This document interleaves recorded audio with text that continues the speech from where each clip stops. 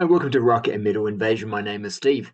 Coming up on the show today, I'm doing hard rock slash AOR solo male artists. So profiling some solo artists who are male, who are in the sort of hard rock AOR genre, not really metal. It's interesting with hard rock AOR, heavy metal. There's not usually a lot of solo male performers. In fact, even when you think about male to female performers. There's a lot more female solo performers. You got Lita Ford, Joan Jett, Fiona, etc. But with male performers, there's less solo artists when you think about just how many there are in general. As sort of on average. A lot of the male performers are usually in a band, or even if it is a solo type situation, like for example Bon Jovi, right? That's John Bon Jovi's surname, change the name a little bit, but they often will, or Don Dokken, or Dokken, so they'll just take their surname. But for me, I read that as a band, which is an interesting situation, isn't it? Because it's usually the vocalist and it's his surname, but we just sort of think of it as not a solo act, but as a band. And of course, I guess in some cases, it really is a band. It's just the name, and it's a total band project. Other times, yeah, it is the vocalist, lead singer. It's his surname is the name of the band. He does all the songwriting, he's in charge, and it's almost pretty much is a solo album, but he's not given his, it's not sort of presented necessarily as a solo act. So I'm not counting those kind of things as being even though they potentially are, as a male solo performer. It's got to have their like full name as a solo act. So and I'm gonna do four today. So I'm going to talk about Michael Morales. I'm going to talk about Craig McLachlan, Gary Hughes, and Hugo. All right, so let's get into it. First one I'm going to talk about is Michael Morales. So this is his debut solo album, just called Michael Morales. So self-titled. He's put out three albums, and supposedly had a bit of a hit actually with the song "Who Do You Give Your Love To?" that it got to number 28 on the Billboard charts. It's interesting. If you go on YouTube, you can see him on YouTube. This was done about 3 years ago, and he's encouraging Latino voters to go out and vote. And so he's re-recorded the song and done a new music video for "Who Do You Give Your Love To?" And yeah, it's interesting when he introduces that, he calls it a mega hit. Would say from what I'd never even remember hearing the song back in the day, but I wouldn't necessarily say a mega hit. You got 28 on the charts. I mean, it's pretty good. I don't know how much of a hit this album really was, but I guess if you're getting a charting single, you're doing all right. There's also a music video for "What I Like About You," which sounds a lot like John Cougar Mellencamp. And this album's really not very heavy. It's barely hard rock, really. The production's kind of like, for its time, it's sort of like quite modern, uh, but now it actually sounds really dated. And yeah, it's more pop rock, really. But it's interesting if you look at, say, for example, the music video for "Who Do You Give Your Love To?" They sort of look like a hair metal band. They've got totally the look there, but the sounds, yeah, more in the pop rock, hard rock area. So yeah, I don't mind it. But some of the production by Thomas Baker, but most of it Michael Morales. And he actually, sort of looking up what he's been up to. He started like a Rockstar Academy where you can sort of, go to him and he'll train you up to, I guess, become a musician. I'm not sure if that's still going or not, because looking on the website, it didn't seem necessarily it was that active anymore. The Facebook page doesn't work. But anyway, yeah, so, and he did three albums. And he's also done some, production work as well. Supposedly he's worked with Def Leppard. But yeah, and on this album also there's lead guitar from Elliot Easton from the Cars. But yeah, it's kind of like I said, John Cougar Mellencamp, a little bit Michael Bolton, sort of like when Michael Bolton got a little bit boring but more popular and successful, sort of his more rocking songs. But yeah, you know what I mean. As rocking as Michael Bolton never got, when he sort of got more commercial. How can we be lovers if we can't be friends? It's not songs as good as that, but it's kind of that's the kind of songs that he'll have. Also, we'll have these sort of Bruce Springsteen, John Mellencamp type songs on there. So yeah, it's okay. It's okay. I mean, I picked this up real cheap, so and again, I think I might have seen the music video, or even just sort of reading the credits and looking at the picture. Oh, it's worth a shot. But yeah, and if you like some of the artists I've talked about, then yeah, you might enjoy that album. But yeah, like I say, yeah, not very heavy, but worth checking out. And like I say, he's had 3 albums, so there's 2 other ones you can check out as well. All right. Next one's an interesting one. This is by an Australian artist called, and I think I have talked about this album before on my channel. This is Craig McLachlan and the album Hands Free. Now, this is definitely in the pop rock category, so not really even hard rock. But I mean, there are a couple of songs that definitely go into the hard rock or AOR territory and classification. And the main reason I've even got this is on this album. It has a song called "A Lover Like You," which is written by Paul Stanley and Jean Beauvoir from Voodoo X. Well, the song initially was on the Voodoo X album, but actually, I had not heard the Voodoo X album prior to hearing this album. So I heard this album. I must admit, I was working in a music shop at the time. This is in the late 90s. I mean, this came out in 1992. So I was working in a music shop, and it was in the bargain bin. Probably the shop had probably had it since it came out. It hadn't been able to sell it. And I don't know, for whatever reason, maybe I just looked at the credits and saw, well, there's a song here written by Paul Stanley. Maybe that's got me interested. I'm not too sure. But I played it, and I was like, oh, yeah, okay. But then I got to Love It Like You, and I thought, what a great song. So yeah, and obviously it is a good song. If you like Voodoo X, you'd know that song as well. And it's a good version of the song. I think it's really good. I mean, this is his second album, so he did an album previous to this where it was Craig McLachlan and Check 1 2.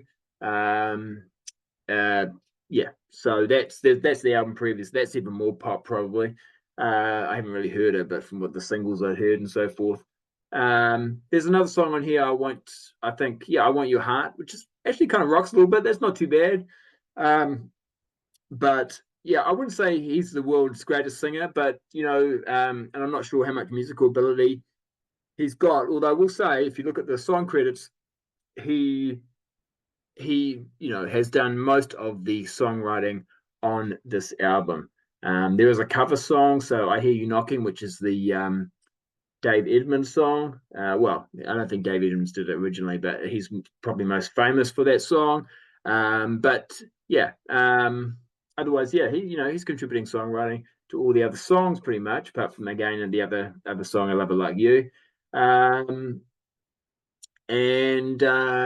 he's, I think, quite possibly only really got this record deal, because he's quite a well-known actor. So he had been in the soap opera, which is quite popular down here in New Zealand, but especially in Australia. It's Australian sort of soap opera called Neighbours.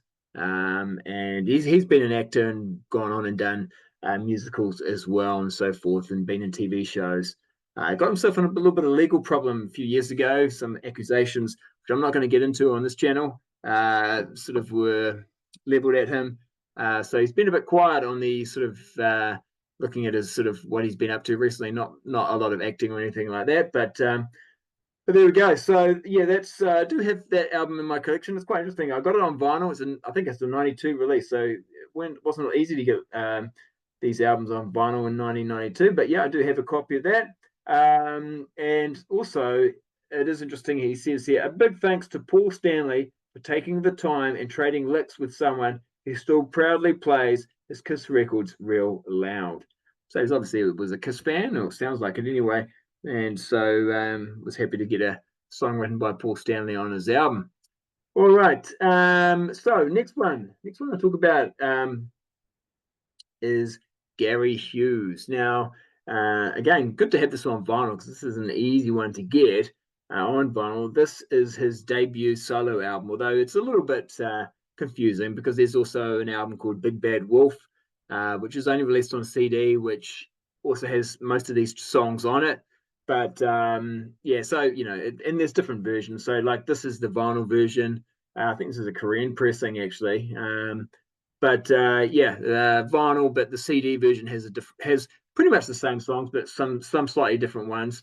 I know that the CD version of this album has a song called "Hammer to the Heart," which is really good. So it's annoying when they've dropped some songs for whatever reason. I guess maybe to fit it all on the vinyl version of the album. I don't know.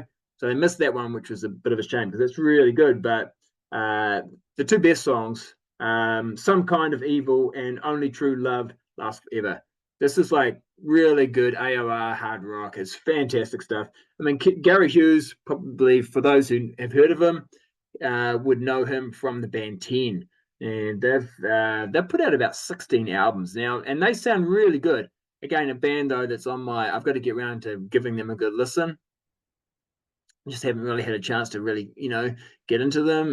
But what I've heard, I really like. So, and yeah, and I really enjoy this album as well. I will say it drops off quite a bit after those first two songs. So, "Some Kind of Evil," "Only True Love Lasts Forever," really good. "Big Bad Wolf's" so almost like a hair metal type song, that one. But then there's other songs here, which is like very soft rock kind of stuff. So I don't like the ballads so much, but yeah, when he cranks it up a bit, it's really good because he does get a lot heavier with the band 10. So I'm sort of looking forward to checking that out a little bit more because, yeah, like I say, I like he's got a great voice, UK singer from the UK. Even Vinnie Burns, actually. Vinnie Burns teams up with him in the band 10. Um, and he is, of course, from the band Deer. So yeah, so really good AOR. There's another. This is his first solo album, but then he releases another one, a second one, which is kind of similar, I think. And then and then he sort of basically, I think he starts creating songs that maybe for a third album that ends up evolving into the band 10, and he gets Vinnie Burns in, and and then like I say, 16 albums later, or whatever. So he's been pretty successful, I guess, with that. But this is worth checking out. So yeah, Gary Hughes' "Strength of Heart" is this one here. All right, and the last one, there's a bit of a Gary Hughes connection here. Last one is Hugo. So Hugo, this came out in 1997. If you like Steve Perry vocals, AOR, hard rock music, it's all here because this guy could, and he even looks like Steve Perry, really. And I think he's actually is in a Journey tribute band. But yeah, and it's similar type of music. Some really good stuff on here. But like I said, the connection to Gary Hughes is this is actually produced by Hugo and Gary Hughes. And Vinnie Burns is also playing guitar on this album as well. So yeah. So We'll Find a Way, really good. Walk Away is also a good song. Again, just a little bit like Gary Hughes, really. I much prefer the heavier songs. So the softest, more ballad type songs, I'm not into so much. But yeah, when they crank up the guitars, really good stuff, really good. So yeah, Hugo, and you might know Hugo also from this band. This is the band Valentine. They put this out in, I think, 91 on 1990 actually on Giant Records. And yeah, this is just really good AOR hard rock. Again, probably gets put in the hair metal category just because of the time it came out. And there are some hair metal type songs, I suppose. But yeah, it's just really good too. And but yeah, don't um don't think this isn't also worth checking out. It is. He's put out quite a few solo albums after this one as well, which worth checking out. He's also in the band Open Skies. So yeah, really good stuff. So I recommend that one if you like that sort of music, AOR hard rock, melodic rock, and yeah, for 1997 release when that came out, I remember picking it up. I actually got it around that time. I was thinking, oh, it's pretty hard to find this type of music at that time. So it was quite good to find that. So yeah, and at the time, even had no realization about Valentine and the connection he had there. But so there we go. So that's it for today. Just going to cover 4 male solo artists. I'm going to probably keep carrying on with this. I've got a few more male solo artists in my collection that I'd like to profile. So yeah, but today we did Michael Morales, Craig McLachlan, Gary Hughes, and Hugo. Okay, well, anyway, that'll do it for this week. I hope you enjoyed that. Hit the thumbs up if you have enjoyed it. If you haven't, make sure you subscribe if you enjoy this type of content. And yeah, leave me a message. Let me know what you think about some of the artists that I've talked about on the show tonight. All right, we'll catch you later. See ya.